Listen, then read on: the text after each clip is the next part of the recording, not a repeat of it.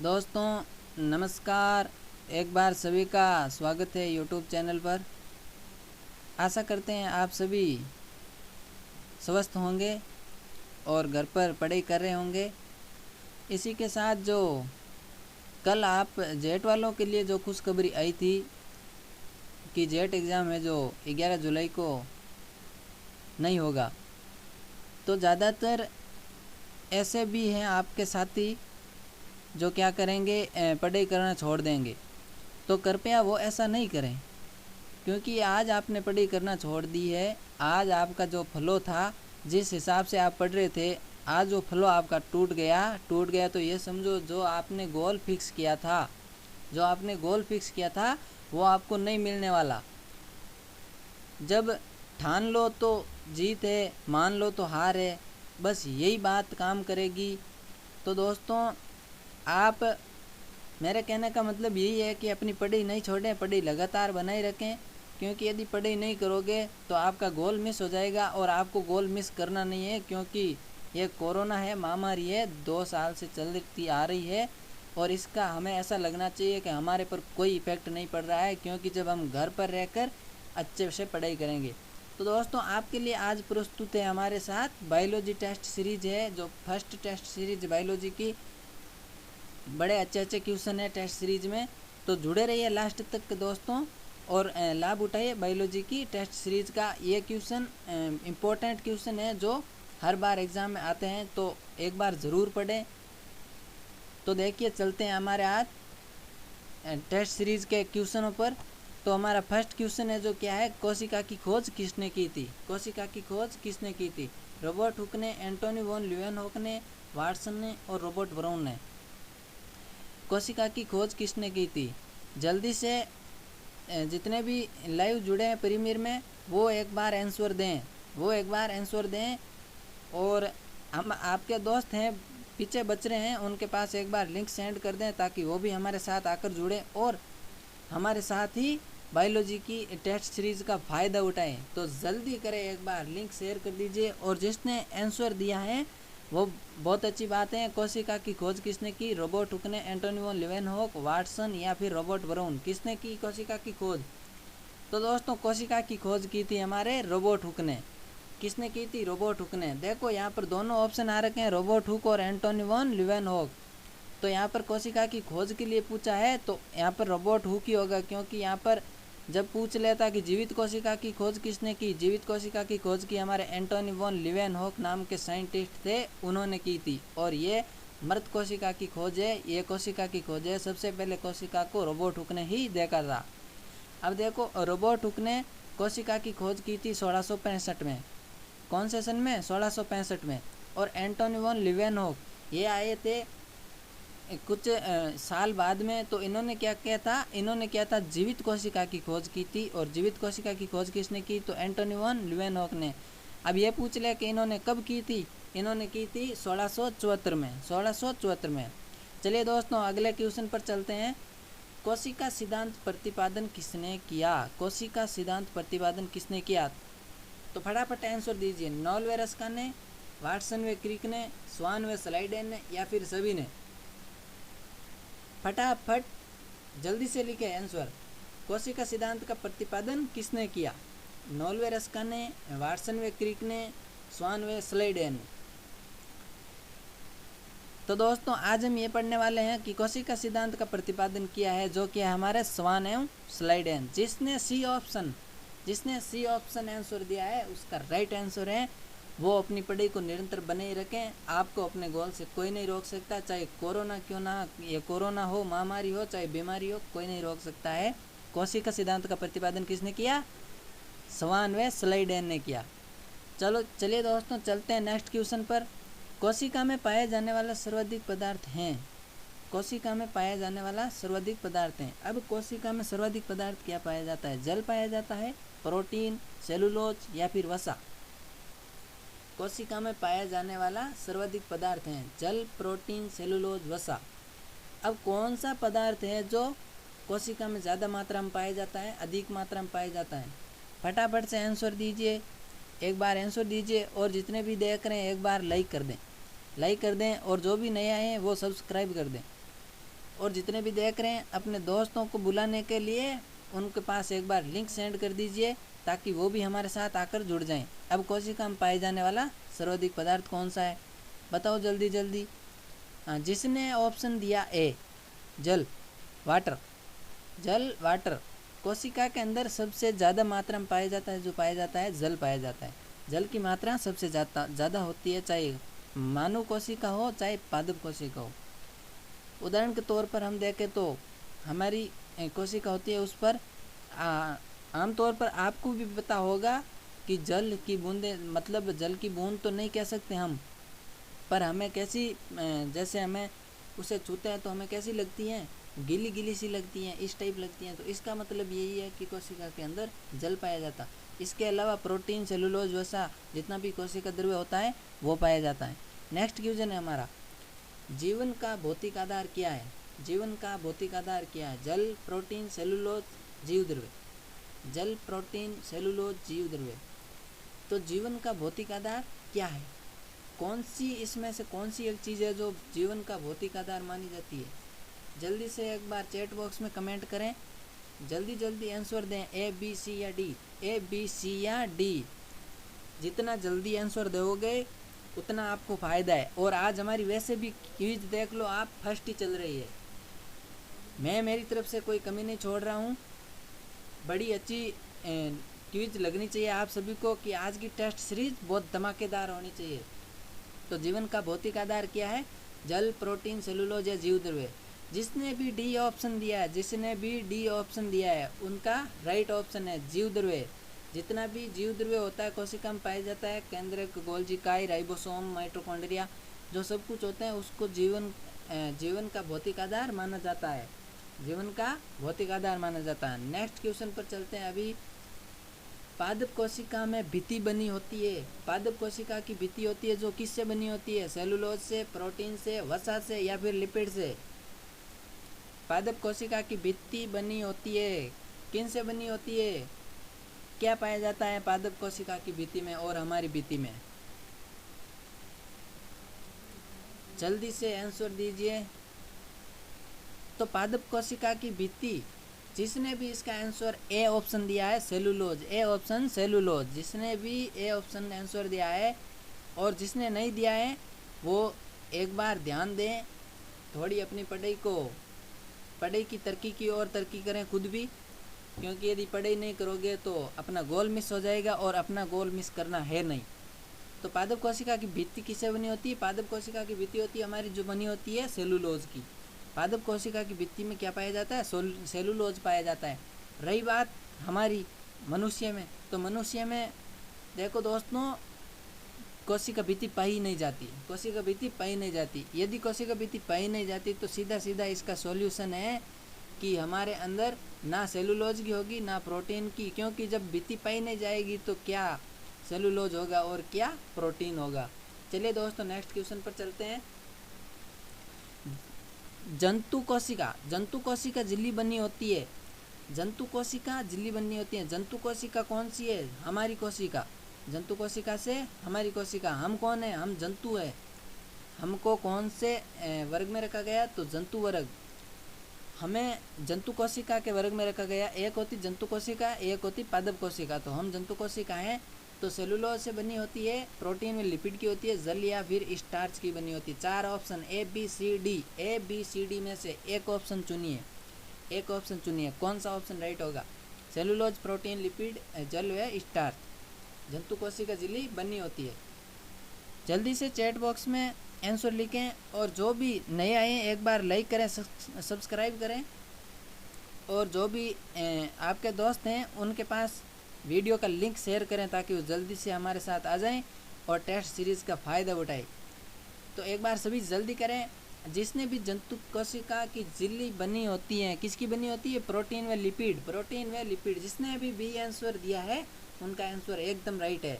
जिसने भी B answer दिया उनका राइट आंसर है। जो हमारी जंतु कोशिका की झिल्ली बनी होती है वो होती है प्रोटीन एवं लिपिड की बनी होती है। प्रोटीन एवं लिपिड की ये अलग अलग स्तरों में बनी होती है।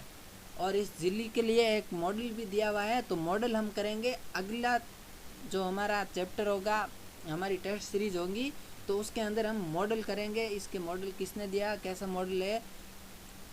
तो अब चलते हैं नेक्स्ट क्वेश्चन पर।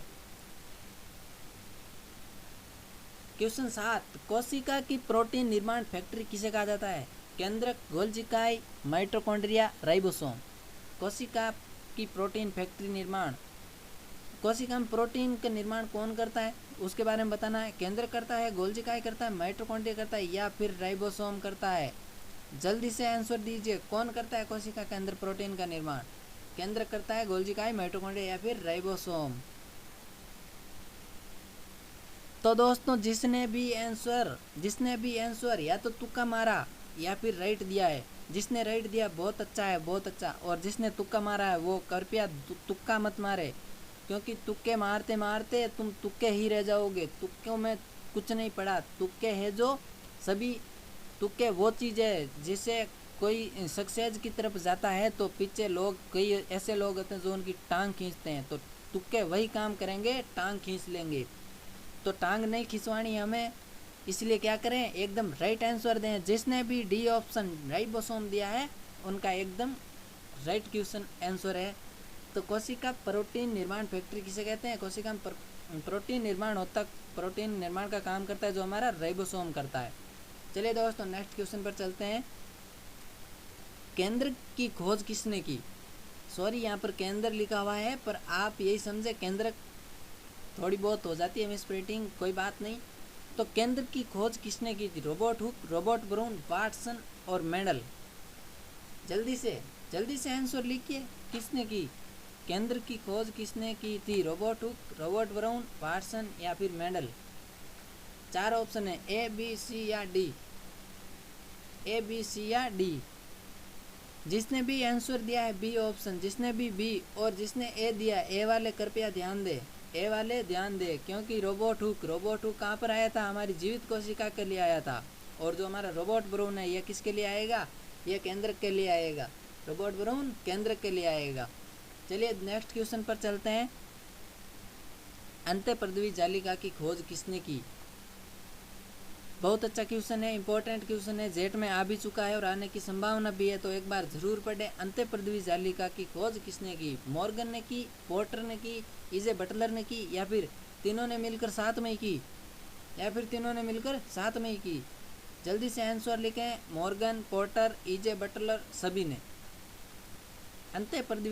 अंतःपृथ्वी जालिका एंडोप्लाज्मिक रेटिकुलम इंग्लिश में कहते हैं इसे, और इसे हिंदी में कहते हैं अंतःपृथ्वी जालिका। तो जिसने भी आंसर दिया है बी ऑप्शन दिया है, बी ऑप्शन आंसर दिया है, उनका राइट आंसर है, एकदम राइट, एकदम करेक्ट आंसर है। कोई भी नहीं टाल सकता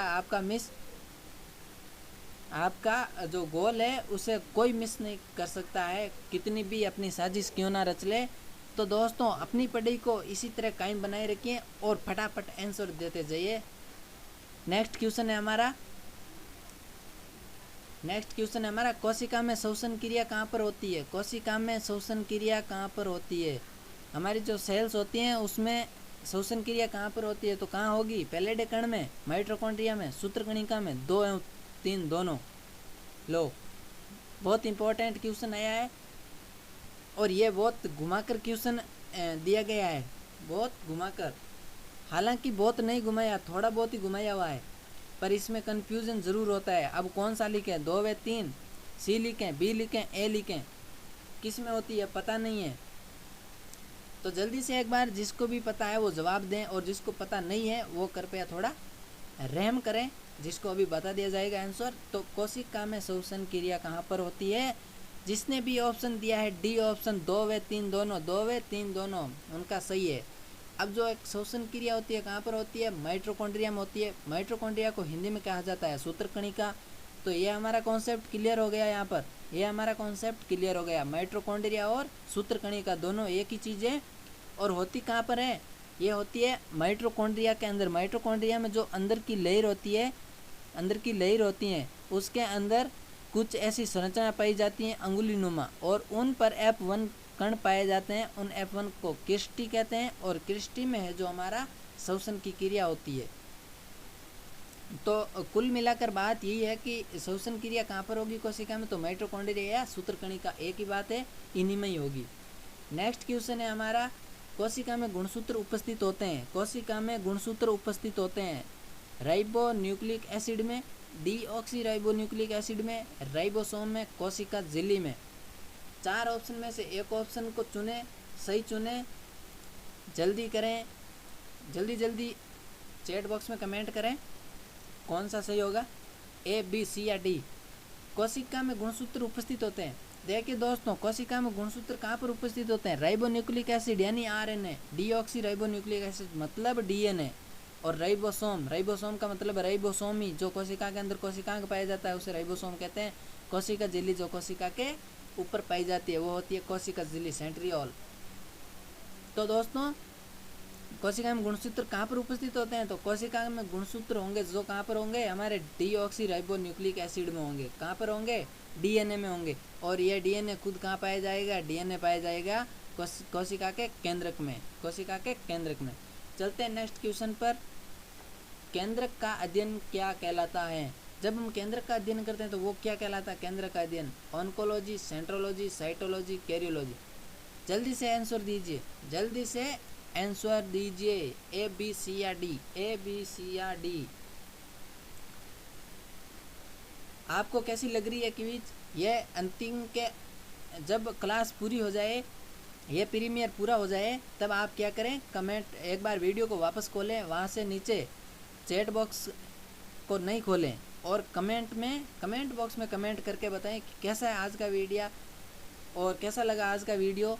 तो इसके बारे में जो आप कमेंट बॉक्स में कमेंट करें, ना कि चैट बॉक्स में, क्योंकि चैट बॉक्स में कमेंट आपका शो नहीं होता, क्योंकि सारी क्लास को वापस नहीं देखा जा सकता है, ये इशू है। इसके कारण आप कमेंट बॉक्स में ही कमेंट करें। तो केंद्र का अध्ययन किस में किया जाता है, केंद्र का अध्ययन जिसने ऑप्शन डी दिया है, जिसने ऑप्शन डी दिया है, काफ़ी है आपके अंदर, जिन्हें ऑप्शन ए दिया, नहीं ए नहीं बी दिया है, बी।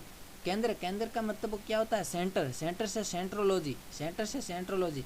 काफ़ी ने ऐसे हिंदी से इंग्लिश और इंग्लिश से हिंदी, हिंदी के तोते उड़ाए होंगे, पर तोते ऐसे नहीं उड़ेंगे, तोते ऐसे नहीं, तोते अब उड़ेंगे, क्योंकि केंद्र का अध्ययन होता है वो क्या होता है, कैरियोलॉजी। उड़ गए तोते, क्योंकि सेंट्रोलॉजी नहीं होगा।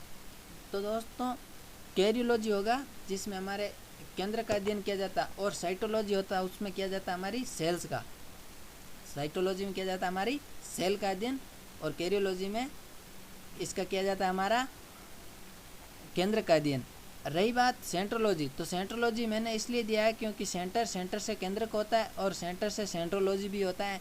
तो काफ़ी ऐसे होंगे जो आंसर सेंट्रोलॉजी ही देंगे, और जिन्होंने दिया भी है तो वो एक बार ध्यान दें, पछतावा ना करें, क्योंकि अभी जो आपके पास टाइम है वो बहुत इम्पोर्टेंट टाइम है।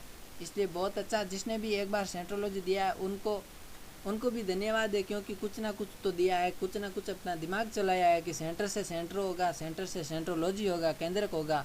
तो इस प्रकार आप दिमाग को दौड़ाते रहिए और पूरे दिमाग के घोड़ों को तैयार कर दीजिए। तो केंद्र का अध्ययन कहाँ जब किया जाता है तो उसे क्या कहते हैं, उनको कहते हैं कैरियोलॉजी। चलते हैं नेक्स्ट क्वेश्चन पर, कोशिका की आत्मघाती थैली किसे कहते हैं, कोशिका की आत्मघाती थैली किसे कहते हैं। बहुत इंपॉर्टेंट क्वेश्चन है और बार बार पूछा भी जाता है, आत्मघाती थैली किसे कहते हैं, कभी पूछ लेते हैं क्यों कहते हैं, कभी पूछ लेते हैं आत्मघाती थैली किसे कहते हैं। तो देखो दोस्तों, राइबोसोम को कहते हैं, न्यूक्लियोसोम को, गोल्जी बॉडी को, या फिर उपरोक्त सभी।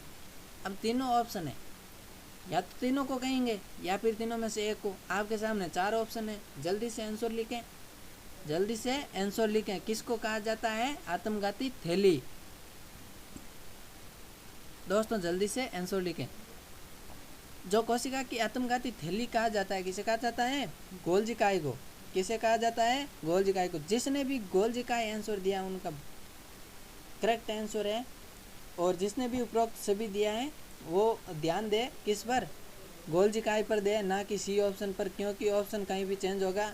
और ऑप्शन हमारे पास 4 ही हैं, तो ए बी सी डी तो हमारे रटे हुए, पर वहाँ एग्ज़ाम के टाइम ऐसे नहीं होगा कि हाँ उसमें ए होगा उसमें बी होगा, क्योंकि वहाँ पर ऑप्शन चेंज हो सकते हैं। तो कहाँ पर ध्यान दें, गोल्जी बॉडी पर, गोल्जी काय पर। कोशिका की आत्मघाती थैली कौन होगी, तो कोशिका की आत्मघाती थैली होगी हमारी गोल्जी बॉडी।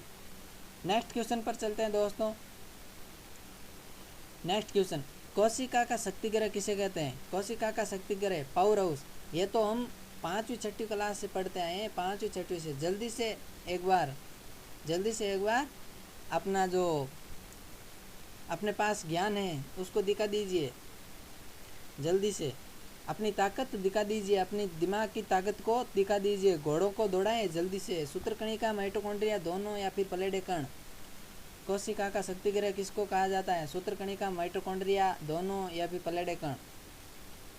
थोड़ा एक आंसर है जो सोच समझ कर देना, थोड़ा आंसर सोच समझ कर देना। कोशिका का शक्ति ग्रह किसको कहते हैं? तो सूत्रकणिका, माइटोकॉन्ड्रिया दोनों या पलेडे कण। जिसने भी ऑप्शन सी दिया है, जिसने भी ऑप्शन सी आंसर दिया उनका करेक्ट आंसर है। चलते हैं नेक्स्ट क्वेश्चन पर।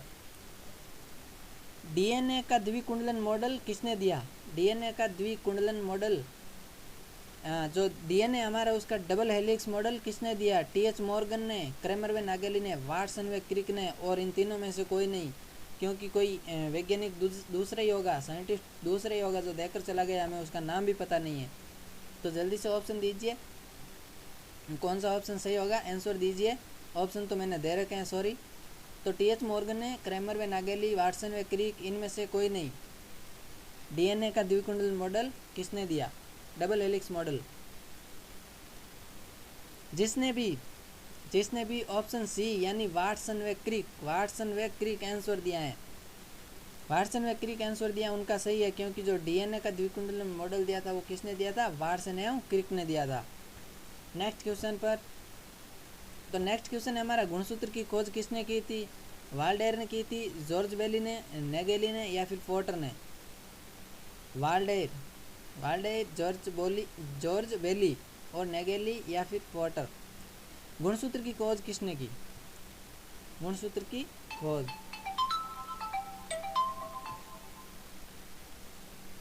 दोस्तों बताइए, गुणसूत्र की खोज किसने की? तो वाल्डेयर ने की, जॉर्ज बेली ने, या फिर नेगेली ने, या पोर्टर ने? फटाफट से आंसर दीजिए। जिसने भी आंसर दिया है ए ऑप्शन, जिसने भी आंसर ए ऑप्शन दिया है उनका सही है, उनका करेक्ट आंसर है।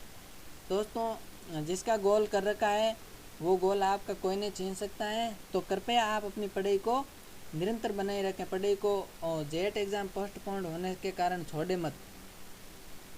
नेक्स्ट क्वेश्चन है हमारा, इलेक्ट्रॉन माइक्रोस्कोप का आविष्कार किसने किया? इलेक्ट्रॉन माइक्रोस्कोप का आविष्कार किसने किया? एम के मौलवी, नोएल कैरोलस लिनियस, 1 व 3 दोनों। अब इलेक्ट्रॉन माइक्रोस्कोप का आविष्कार किसने किया? इसके अंदर कौन कौन से साइंटिस्ट थे जिन्होंने इलेक्ट्रॉन माइक्रोस्कोप का आविष्कार किया? जल्दी से आंसर दीजिए, ए, बी, सी या फिर डी। ए, बी, सी या फिर डी। ए, बी, सी या फिर डी। जिसने भी आंसर दिया है डी ऑप्शन, जिसने भी डी ऑप्शन दिया है वो ध्यान दे, क्योंकि एम के मौलवी, जहाँ तक हो मेरी याद में, एम के मौलवी अभी तक साइंटिस्ट नहीं मिला मुझे, और इसलिए मैं इसी प्रकार 1-2 क्वेश्चन में नाम ऐसे ही डाल दिए जो साइंटिस्ट की तरह लगते हैं।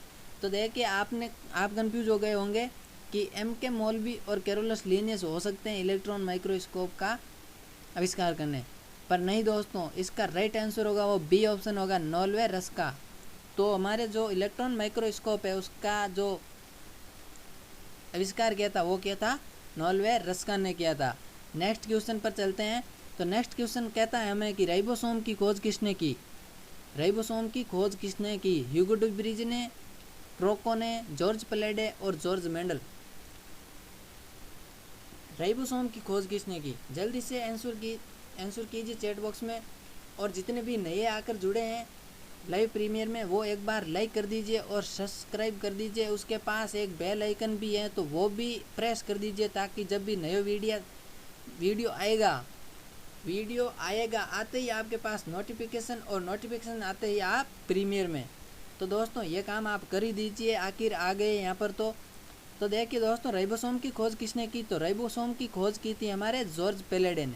किसने की थी? जॉर्ज पेलेडे ने। अब राइबोसोम को क्या बोला जाता है? राइबोसोम को बोला जाता है पेलेडे कण, पेलेडे कण भी बोला जाता है। तो पेलेडे से पेलेडे मिल गया, यानी जॉर्ज कण, पेलेडे कण से जॉर्ज कण नहीं, सॉरी, जॉर्ज पेलेडे और पेलेडे कण। तो पेलेडे से पेलेडे मिला लेना और राइबोसोम को याद रख लेना। राइबोसोम को क्या कहेंगे हम? पेलेडे कण कहेंगे। तो इसके बाद चलते हैं नेक्स्ट क्वेश्चन पर।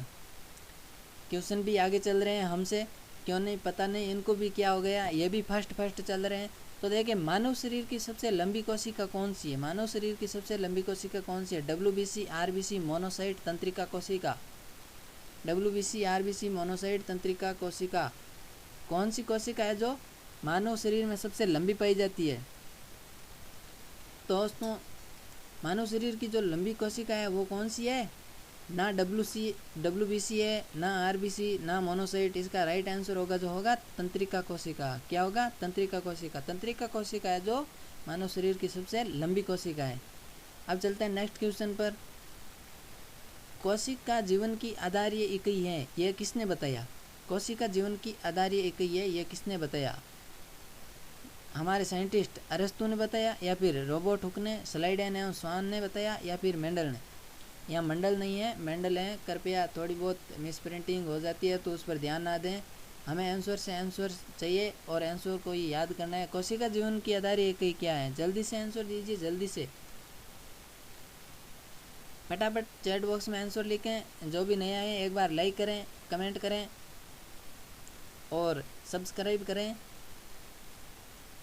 तो जिसने भी ऑप्शन सी ऑप्शन आंसर दिया, स्लाइडेन एवं स्वान, तो जो हमारी कोशिका जीवन की आधारीय इकाई है ये किसने बताया? स्लाइडेन एवं स्वान ने बताया। तो दोस्तों धन्यवाद आज की क्लास के लिए। कैसी लगी क्लास, कैसे लगे वीडियो, कैसे लगे क्वेश्चन, तो ये चीज़ आप सब कहाँ पर बताओगे? वीडियो अब पूरा हो गया है, अब पूरा होने वाला है, तो एक बार वापस से वीडियो को चालू करें और वहाँ पर नीचे कमेंट का ऑप्शन दे रखा है। चैट बॉक्स में कमेंट नहीं करें और कमेंट करें वहीं जहाँ कमेंट होने चाहिए, तो वहाँ पर कमेंट करें और बताएं कि कैसा वीडियो लगा, क्वेश्चन कैसे लगे। मेरी तरफ से बहुत इंपॉर्टेंट क्वेश्चन है जेट के लिए, तो आप सभी पढ़ते रहिए, हम सभी साथ हैं। और अपना हौसला बुलंद रखिए, क्योंकि हौसला बुलंद होगा तो हमारा गोल कोई मिस नहीं कर पाएगा।